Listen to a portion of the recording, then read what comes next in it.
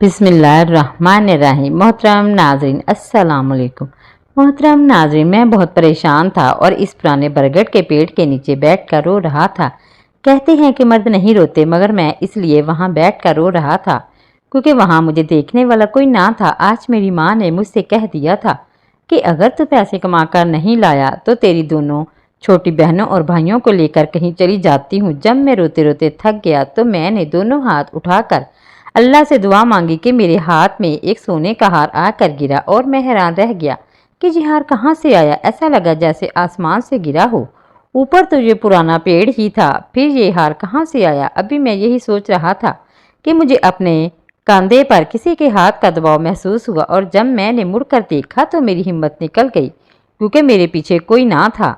मेरा नाम आरिफ है। मैं एक छोटे से गांव खैरपुर में पैदा हुआ और वहीं पला बड़ा। गुर्बत मेरे घर की दीवारों में समाई हुई थी। जब हमारे सर से बाप का साया उठ गया तो सबसे बड़ा बेटा होने के नाते मैंने माँ और भाई बहनों के लिए एक छतरी बनने की नाकाम कोशिश की।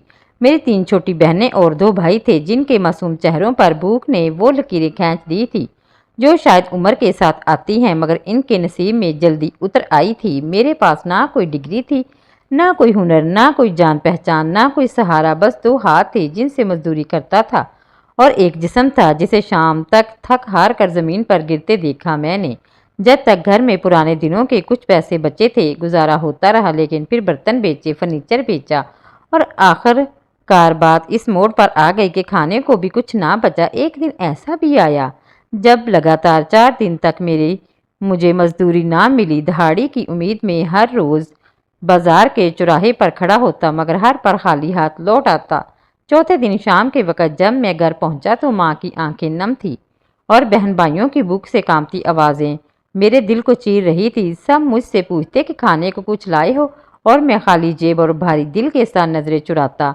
आखिरकार मैं चुपके से घर के पीछे वाले जंगल की तरफ निकल गया। ये वही जंगल था जहाँ बचपन में हम खेलने जाया करते थे। देहात सहता देहात, मगर अब वो जगह सुनसान और भयानक लगती थी। पेड़ों से झाड़ियाँ लिपटी हुई थी और अंधेरे में पेड़ों की शाखें किसी भूत की तरह झूमती थी।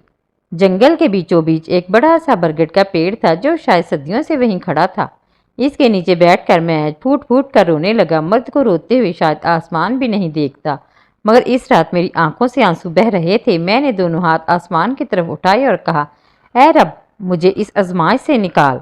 मैंने तुझसे कभी कुछ नहीं मांगा, मगर आज मांग रहा हूँ। भूख से बिलखने वाले बहन भाई मेरे लिए किसी अजाब से कम नहीं। मेरे लफ्ज़ ख़त्म ही हुए थे कि अचानक मेरी हथेली पर कोई चीज़ आ गिरी। मैं चौंक कर पीछे हटा और देखा कि वो एक हार था, औरतों का हार जिस पर मट्टी जमी हुई थी और देखने में पुराना लग रहा था, मगर जब मैंने इसे करीब से देखा और मट्टी साफ की तो वो खालिस सोने का हार था। मैं हैरान था कि ये हार पेड़ से मेरे हाथ पर कैसे गिरा और अगर कोई चीज़ वहाँ थी भी तो गिरी कैसे। ज़मीन बिल्कुल हमवार थी और ऊपर शाखों पर भी कुछ ना था। पहले तो दिल में आया कि ये किसी जादू टूने वालों का काम हो सकता है, शायद किसी ने वहाँ तवीज़ या कुछ दफन कर रखा हो, लेकिन फिर सोचा कि अगर ये जादू होता तो मेरे हाथ पर क्यों गिरता। मेरे दिल ने कहा कि ये रब की मदद है, मगर अकल कह रही थी कि कोई राज ज़रूर है। मैंने हार को मुट्ठी में दबाया और दौड़ता हुआ घर आया, मगर किसी को कुछ ना बताया। फिर इसी रात की आखिरी गाड़ी में बैठकर शहर पहुंच गया। रास्ते में यही सोचता रहा कि ये हार यहाँ कैसे आया। इस जंगल में तो कई बार गया था, मगर कभी कुछ ना मिला। इस पेड़ के नीचे तो कई बुजुर्ग आकर बात किया करते थे, लेकिन कभी किसी ने सोने के हार की बात ना की। ना हमारे गांव में कोई इतना अमीर था कि सोना पेड़ पर बांध देता। खैर, मैं शहर पहुंचा और एक जोहरी की दुकान पर गया। दुकानदार ने हार को देखकर कहा कि अच्छा खासा वजन है। मैंने कहा कि ये मेरी दादी का है, बेचना चाहता हूँ। इसने बगैर ज़्यादा सवाल किए मुझे पैसे दे दिए और जब इसने वो नोट मेरे हाथ पर रखे तो मेरी आंखों के सामने जैसे धुंध सी छा गई। इतनी रकम मैंने कभी ख्वाब में भी ना देखी थी। मैंने पैसे समेटे और शहर के बाजार से बहन भाइयों के लिए कपड़े, खाने की चीज़ें और माँ के लिए दवाई खरीदी। घर आया और झूठ बोला कि नौकरी लग गई है। एक ठेकेदार के साथ काम शुरू किया है जो रहने और खाने का खर्च भी देता है। 2 महीने तक इन्हीं पैसों से घर का सारा कारोबार चलता रहा। माँ खुश थी, बहन भाई सुकून में थे, मगर मेरा दिल एक अजीब सी उथल पथल में था। हर रात जाकर इसी पेड़ के नीचे बैठ जाता, दुआ करता, अल्लाह का शुक्र अदा करता और कभी कभार सोचता कि अगर वो हार मुझे ना मिला होता तो क्या होता। क्या मैं किसी गुनाह में पड़ जाता, क्या खुदकुशी का सोचता, क्या मेरे बहन भाई भूख से मर जाते।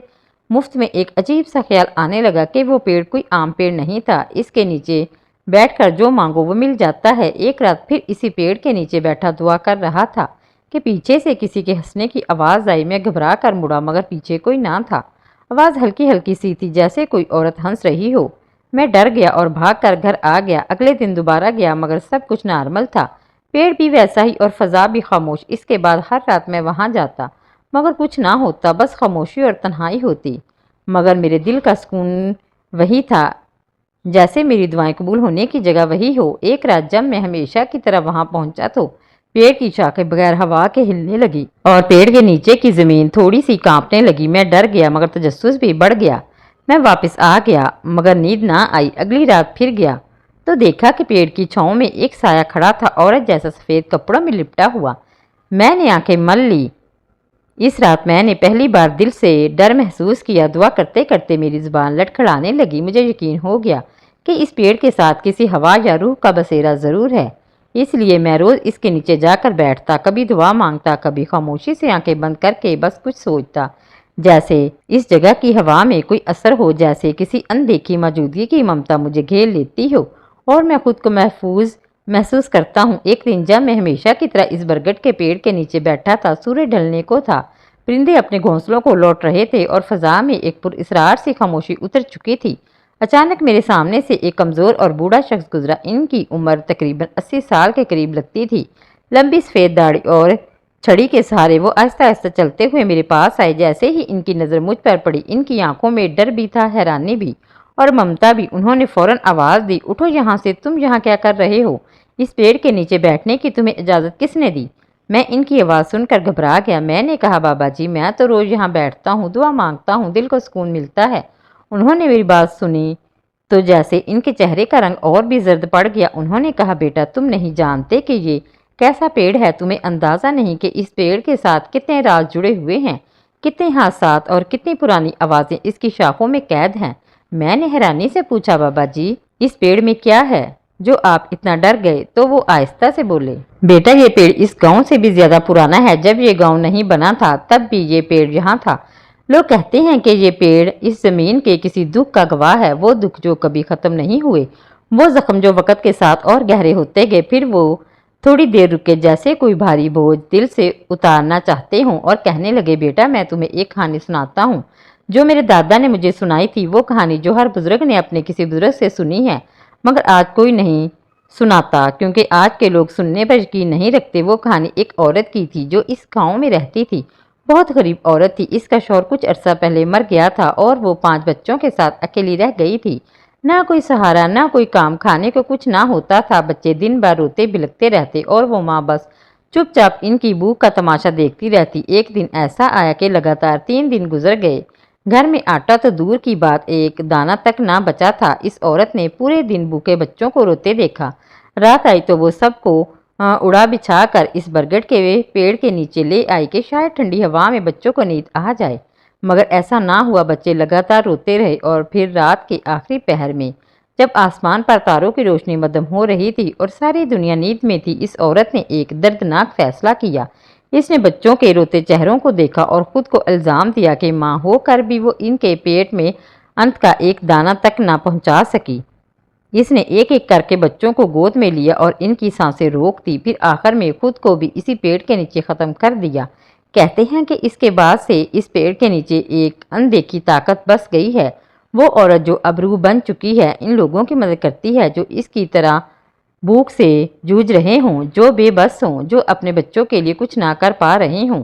वो किसी भूखे को सोने नहीं देती, वो किसी यतीम की आह नहीं सुनती, बल्कि इसकी झोली भर देती है। इसके बाद से बहुत से लोगों ने बताया कि उन्होंने यहाँ दुआ मांगी और कुछ ही दिनों में इनकी ज़िंदगी बदल गई। कुछ ने बताया कि उन्होंने ख्वाब में एक सफ़ेद कपड़ों में लिपटी औरत को देखा जो इनकी पेशानी को चूमती थी और कहती थी, बेटा, अब तुम्हें भूखा नहीं रहना। कुछ ने कहा कि पेड़ के नीचे से इन्हें सोना चांदी मिला। कुछ ने कहा कि किसी ने इन्हें राशन देकर भेज दिया। मगर सबकी कहानियों में एक बात मुश्तरक थी, सबको मदद इस वक्त मिली जब वो बहुत मायूसी में इस पेड़ के नीचे बैठकर रो रहे थे, जैसे वो रूह सिर्फ सच्चे दिल की पुकार पर ही जवाब देती हो। जब बाबा जी ने ये कहानी सुनाई तो मेरे जिस्म में एक सनसनी सी दौड़ गई। मुझे वो रात याद आ गई जब मैं भी रोते हुए इस पेड़ के नीचे بیٹھا تھا اور دعا مانگی تھی اور پھر وہ سونے کا ہار میرے ہاتھ پر آ گرا تھا۔ میں نے بابا جی کو پوری بات نہ بتائی مگر مجھے یقین ہو گیا کہ اس پیڑ پر اسی روح کا بسیرا ہے۔ لیکن ایک دن جب میں وہاں پہنچا تو دیکھا کہ مجھ سے پہلے ہی ایک لڑکی اس پیڑ کے نیچے بیٹھی تھی۔ میں کچھ پل کے لیے ٹھٹک گیا کیونکہ آج میرے پاس 1 روپیہ بھی نہ بچا تھا۔ میں بہت پریشان تھا، پیٹ خالی تھا، جیب خالی تھی، دل بھاری تھا۔ اسی لیے میں نے سوچا کہ شاید اس لڑکی سے کچھ مدد مانگ لوں، کیونکہ جب انسان کے پاس کچھ نہیں ہوتا تو وہ کسی سے بھی امید باندھ لیتا ہے۔ مگر جیسے ہی میری نظر اس لڑکی پر پڑی میں حیران رہ گیا۔ میری آنکھیں جیسے کسی جادو میں بند گئی۔ وہ لڑکی اتنی خوبصورت تھی کہ میں بیان نہیں کر سکتا۔ اس نے سفید رنگ کا لباس پہن رکھا تھا جو ہلکی ہوا میں لہرا رہا تھا۔ ہونٹوں پر گہری سرخ لپسٹک تھی اور اس کے بال اتنے لمبے اور گھنے تھے کہ کمر سے بھی نیچے جا رہے تھے۔ اس کے چہرے پر ایک عجیب سی چمک تھی جیسے وہ روشنی میں نہا رہی ہو۔ حالانکہ سورج ڈھل چکا تھا اور روشنی کم ہو گئی تھی، میں نے ہمت کر کے اس سے پوچھا، آپ بھی یہاں کچھ مانگنے آئی ہیں؟ اس نے میری بات سن کر مسکرا کر میری طرف دیکھا۔ اس کی مسکراہٹ میں ایک عجیب سا سکون تھا، جیسے صدیوں کی تھکان کو ایک پل میں مٹا دینے والی کوئی ممتا ہو۔ اس نے نرمی سے کہا، نہیں، مجھے کچھ مانگنے کی ضرورت نہیں، میرے پاس سب کچھ ہے۔ اس کے بعد وہ کچھ پل مجھے دیکھتی رہی، پھر آہستہ سے بولی، تم کیا مانگنے آئے ہو؟ میں نے جھجکتے ہوئے کہا، تھوڑے بہت پیسے مانگنے آیا ہوں کیونکہ آج کھانے کو بھی کچھ نہیں ہے۔ اس نے میری بات سنی تو اچانک ہنسنے لگی، مگر وہ ہنسی کسی مذاق کی نہیں تھی، جیسے کسی گہرے راز سے بری ہو۔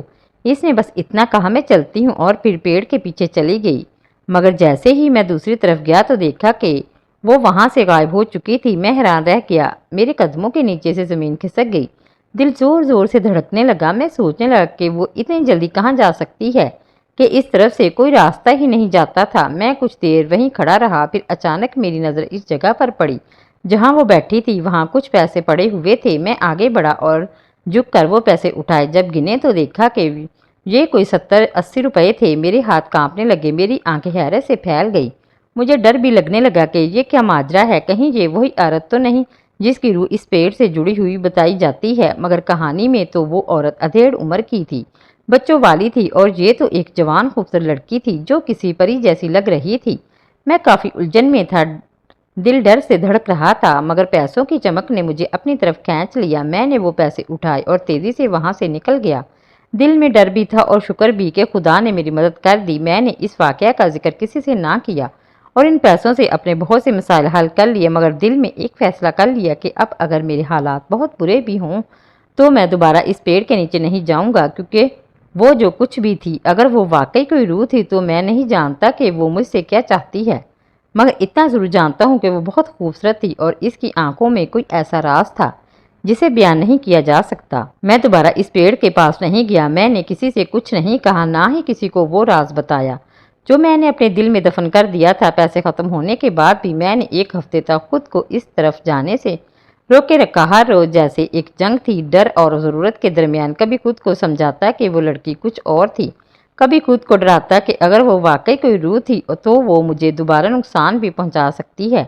مگر پھر ایک دن میری مجبوری اتنی بڑھ گئی کہ میرے پاس اس کے سوا کوئی چارہ نہ بچا۔ میرا پیٹ خالی تھا، کپڑے پھٹے ہوئے تھے، جوتے بھی چراہے کے پتھر جیسے ہو گئے تھے۔ میں صبح سے بغیر کچھ کھائے شام تک سڑکوں پر بھٹکتا رہا، مگر کسی نے بھی مجھے کچھ نہ دیا۔ جب سورج ڈھلنے کو آیا تو میرے قدم خود بخود اسی پیڑ کی طرف اٹھنے لگے۔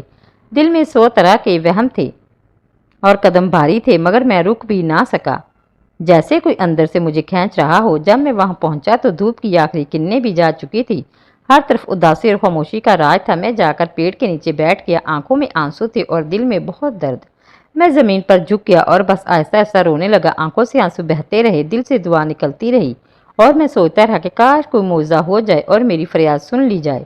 تبھی اچانک میرے ہاتھ میں کچھ گرا، میں نے چونک کر دیکھا تو سونے کے 2 خوبصورت کنگن میرے ہاتھ میں تھے۔ میں حیران رہ گیا، دل میں خوشی کی ایک لہر دوڑ گئی، مگر خوشی کے ساتھ ساتھ ایک انجانی سی گھبراہٹ بھی تھی، جیسے کسی اندیکھی موجودگی نے مجھے چھو لیا ہو۔ میں نے اٹھ کر وہ کنگن جیب میں رکھے اور تیزی سے وہاں سے نکلنے کی کوشش کی، مگر جیسے ہی میں مڑا کسی نے میرے کاندھے پر ہاتھ رکھ دیا۔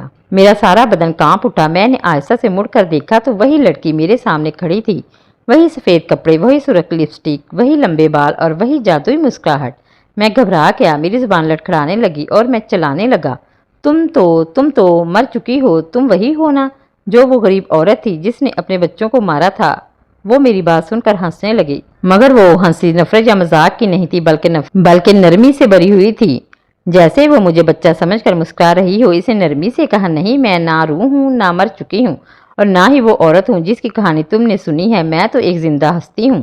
اس پیڑ کے ساتھ مجھے قید کیا گیا ہے، میرے اوپر ایک سزا ہے جو کچھ سالوں میں مبنی ہے، جب یہ پوری ہو جائے گی تو میں آزاد ہو جاؤں گی، میں تمہیں نقصان نہیں پہنچا سکتی، مجھے تم اچھے لگے اسی لیے میں نے تمہاری مدد کی، تمہیں بھوکا نہیں دیکھ سکتی تھی۔ میں حیرانی سے اس کی طرف دیکھتا رہا، وہ اب بھی مسکرا رہی تھی، اس کی آنکھوں میں ایک عجیب سی روشنی تھی، جیسے وہ کسی اور جہان سے آئی ہو۔ میں کچھ کہنا چاہتا تھا مگر میری آواز بند ہو چکی تھی، وہ خود بولتی رہی، اللہ نے مجھے تمہاری مدد کا ذریعہ بنایا ہے، اور جب تک تمہیں میری ضرورت ہے میں تمہاری مدد کرتی رہوں گی، بس تم روز مجھ سے ملنے آیا کرو اور مجھ سے باتیں کیا کرو، مجھے تمہاری باتیں اچھی لگتی ہیں۔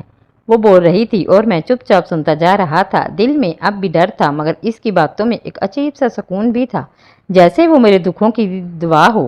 میں نے آہستہ سے سر ہلایا تو وہ پھر ہنس پڑی، شاید میرے ڈرے ہوئے انداز نے اسے ہنسا دیا۔ میں اب بھی ہچکچا رہا تھا مگر اس کی موجودگی میں ایک قسم کی گرماہٹ تھی جو مجھے رکنے نہیں دیتی تھی۔ اس نے پھر نرمی سے کہا، ڈرو مت، میں تمہارا کچھ برا نہیں چاہتی، بس چاہتی ہوں کہ تم روز آؤ اور مجھ سے باتیں کرو، تمہاری باتیں مجھے اچھی لگتی ہیں اور تمہارے چہرے پر جو سچائی ہے وہ مجھے بہت پسند ہے۔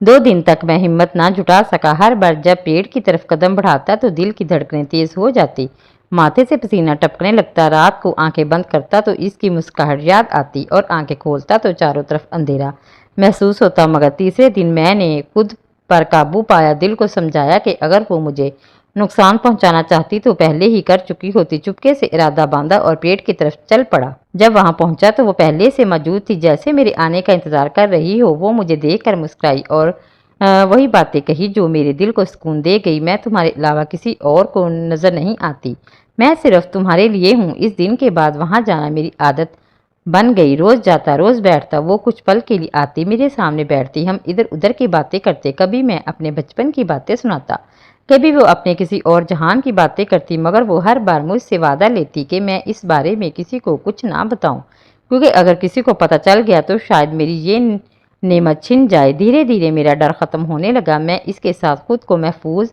محسوس کرنے لگا، وہ کسی دشمن جیسی نہ لگتی تھی بلکہ ایک سچی سہیلی جیسی جو میرے دکھ درد کو سمجھتی، جو بغیر کہے میری مدد کرتی۔ وہ ہر مہینے مجھے پیسے دے دیا کرتی تھی اور میرے گھر کی حالت بہتر ہونے لگی تھی، میری ماں خوش تھی کہ اب پیسے آ رہے ہیں، ہم پہلے سے اچھا کھا رہے تھے، بہتر کپڑے پہن رہے تھے، مگر ماں کو میری حالت پر بھی فکر تھی کیونکہ میں روز اس پیڑ کے نیچے جا بیٹھتا تھا جہاں کوئی عام انسان زیادہ دیر بیٹھنے کی ہمت نہیں کرتا۔ گاؤں والوں کو بھی شک ہونے لگا، پہلے تو وہ مجھے نظر انداز کرتے رہے مگر جب میرا یہ روز کا سلسلہ بن گیا تو انہوں نے باتیں بنانا شروع کر دی۔ ایک دن بازار میں کسی نے کہا، عارف پاگل ہو گیا ہے، دن رات پیڑ کے نیچے بیٹھتا ہے، خود سے باتیں کرتا ہے، شاید اس پر کسی جن کا سایہ ہو گیا ہو، اور یہ باتیں دھیرے دھیرے پورے گاؤں میں پھیل گئی۔ میں جہاں سے بھی گزرتا لوگ مجھے ترس بھری نگاہوں سے دیکھتے، کوئی کان میں سرگوشی کرتا، کوئی مذاق اڑاتا اور کچھ لوگ تو بچوں کو ڈرا کر کہتے، اگر بدتمیزی کرو گے تو عارف جیسے پاگل ہو جاؤ گے۔ میری ماں کی حالت دن بدن خراب ہونے لگی، وہ مجھے دیکھ کر روتی کہ اس کے بیٹے کو لوگوں نے پاگل سمجھ لیا ہے۔ میں نے اسے سچ بتانے کی کوشش کی مگر ہر بار زبان رک جاتی کیونکہ میرے دل میں اس جن زادی کی بات گونجتی رہی، کسی کو مت بتانا کہ میں تمہاری مدد کر رہی ہوں۔ میں نے اس سے کیا وعدہ کبھی نہیں توڑا، مجھے گاؤں والوں کی باتوں کی پرواہ نہ رہی کیونکہ مجھے اپنے دل کا سکون چاہیے تھا اور وہ مجھے اسی پیڑ کے نیچے سے ملتا تھا جہاں ہم بیٹھ کر باتیں کرتے تھے۔ وہ ہنستی تھی اور میں بھی ہنسنے لگا تھا، میرے چہرے پر جو مایوسی چھائی ہوئی تھی وہ دھیرے دھیرے ختم ہونے لگی تھی، مگر گاؤں والوں کے لیے میں اب بھی پاگل تھا۔ وقت گزرتا گیا، 1 سال بیت گیا، اب اس بات کو 2 سال ہو چکے ہیں، میں اب بھی روز اس پیڑ کے نیچے جاتا ہوں، وہ اب بھی ہر مہینے مجھے پیسے دیتی ہے اور کبھی کبھار سونے کے زیور بھی دیتی ہے۔ میری زندگی پہلے سے بہتر ہو چکی ہے مگر گاؤں میں کوئی بھی مجھ سے شادی کرنے کو تیار نہیں، سب کو لگتا ہے کہ میں کسی جنی کے عشق میں پڑ چکا ہوں۔ کسی کو یہ یقین دلانا ممکن نہیں کہ وہ جن زادی میری دشمن نہیں بلکہ میری محسن ہے، میری سہیلی ہے جو مجھ پر کسی مجبوری میں مہربان ہوئی ہے۔ شاید اللہ نے میری غربت اور بے بسی پر ترس کھا کر اسے میرے لیے بھیجا ہے، اس کی وجہ سے آج میرا گھر آباد ہے، میری ماں اور بھائی بہن بھوکے نہیں سوتے، مگر میں تنہا ہوں، کوئی میرا ساتھ نہیں دیتا، کوئی مجھ پر اعتبار نہیں کرتا، میں نے سب کچھ قربان کر دیا صرف ایک ایسی ہستی کے لیے جو شاید اس دنیا کی نہیں مگر میرے دل کے بہت قریب ہے۔ اب میں اسی تنہائی میں جیتا ہوں اور جانتا ہوں کہ یہ سلسلہ یوں ہی چلتا رہے گا جب تک اس کی سزا پوری نہیں ہو جاتی۔ شاید وہ کبھی مکمل آزاد ہو جائے اور مجھے چھوڑ کر چلی جائے، مگر جب تک وہ ہے میں ہوں، اور جب تک میں ہوں اسی کے لیے روز اس پیڑ کے نیچے جاؤں گا، کیونکہ وہ اب میری زندگی ہے اور میں گاؤں والوں کی نگاہوں میں پاگل ہوں۔ محترم ناظرین، یہ تھی ہماری آج کی ویڈیو۔ اگر ویڈیو اچھی لگی ہو تو لائک اینڈ شیئر کیجیے اور مزید ایسی ویڈیو کے لیے میرا چینل سبسکرائب کریں اور بیل آئیکن کو پریس کر کے آل کا نوٹیفیکیشن آن کر لیں۔ شکریہ۔